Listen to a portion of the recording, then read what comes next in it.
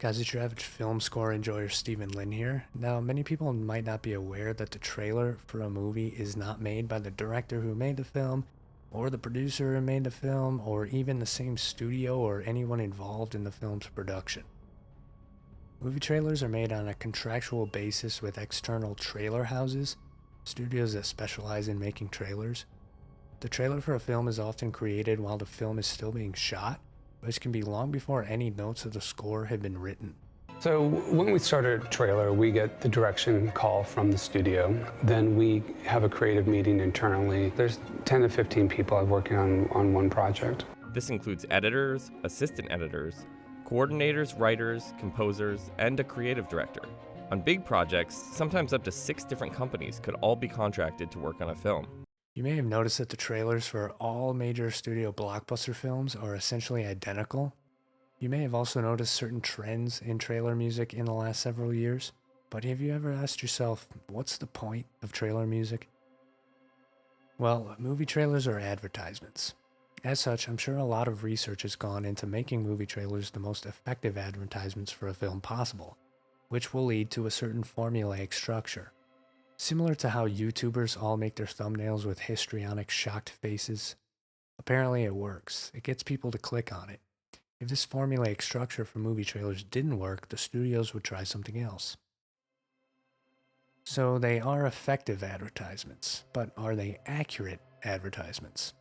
As I mentioned before, trailers are often made while the film is still being shot, so they may contain footage that doesn't end up in the film at all, or shots that may later be reshot or re-edited in a completely different way in the film. Some features we start with dailies, which are the daily of footage that the filmmaker shoots. Sometimes we're working with things that don't end up in the final feature. And since film composers rarely have any finished music this early in the production, there's none of the movie's actual music to use in the trailer. Even if there was, it's doubtful that the trailer houses would even use it.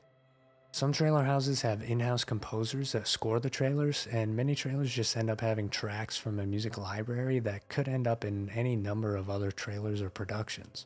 The music in a film's trailer often bears no resemblance whatsoever to the music that is actually in the film.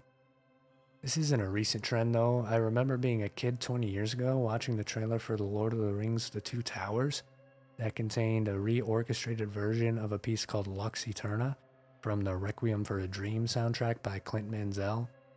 This became an extremely famous piece of music that was used in many other trailers, so much so that it became an internet meme.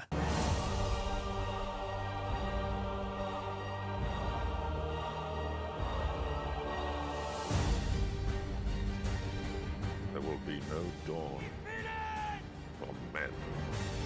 In retrospect, with a much better understanding of Howard Shore's score and of The Lord of the Rings itself, this music is so tonally off that it disturbs me a little. The trailer does contain some of Howard Shore's actual music for The Lord of the Rings, so it's not too egregious.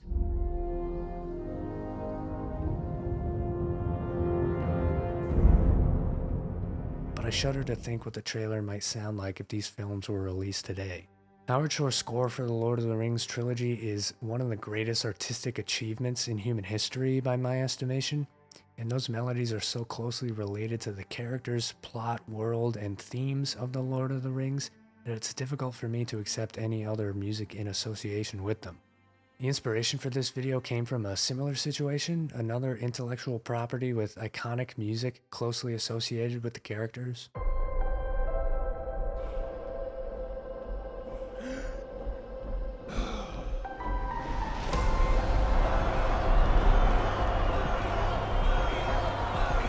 The Super Mario Bros. Movie trailer starts with a trailer-fied hint of a classic Koji Kondo Mario melody before going into extremely generic trailer music with loud drums, impact sounds, risers, and swooshes. Bowser is coming. Together, we are going to stop that monster. How? Look at us. It ends with this.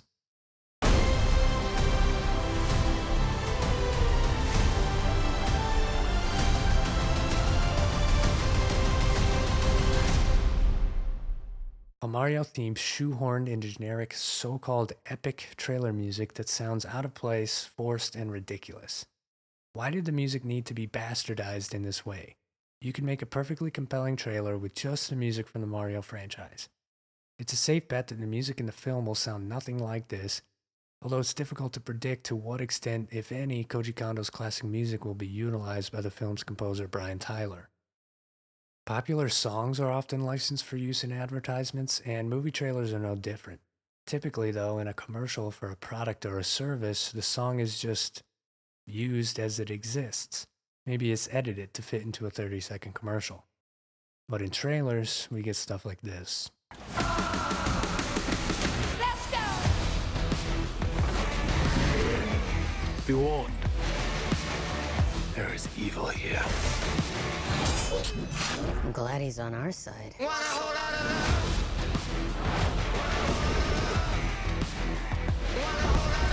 This one's dangerous. But whatever happens,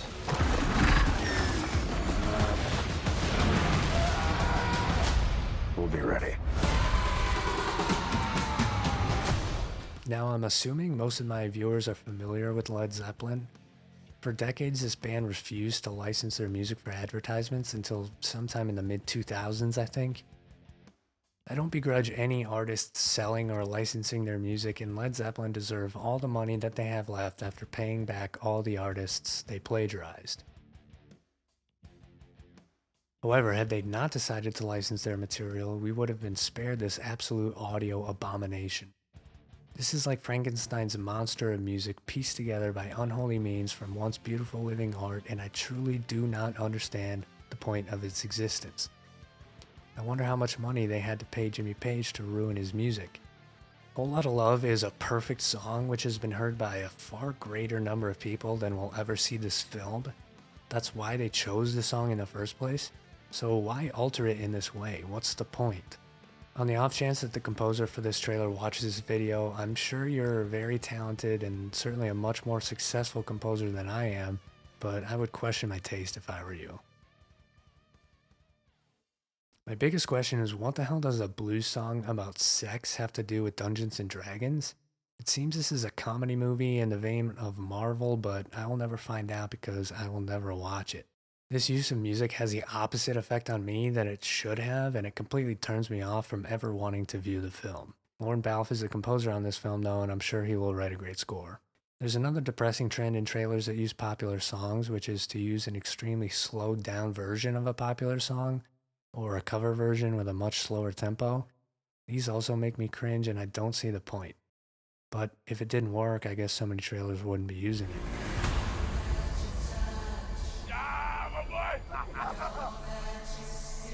Arrakis is a death trap. People are strange. Dr. Michael Morbius, you've been missing for 2 months. When you're a stranger. Then you were found on a container ship that washed up off of Long Island. Faces look ugly when you're alone.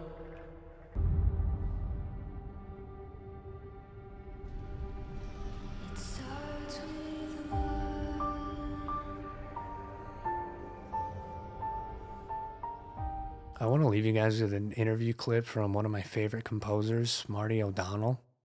Marty was one of the composers on Bungie's Halo games, which were hugely influential for me and one of the main factors for me wanting to become a composer.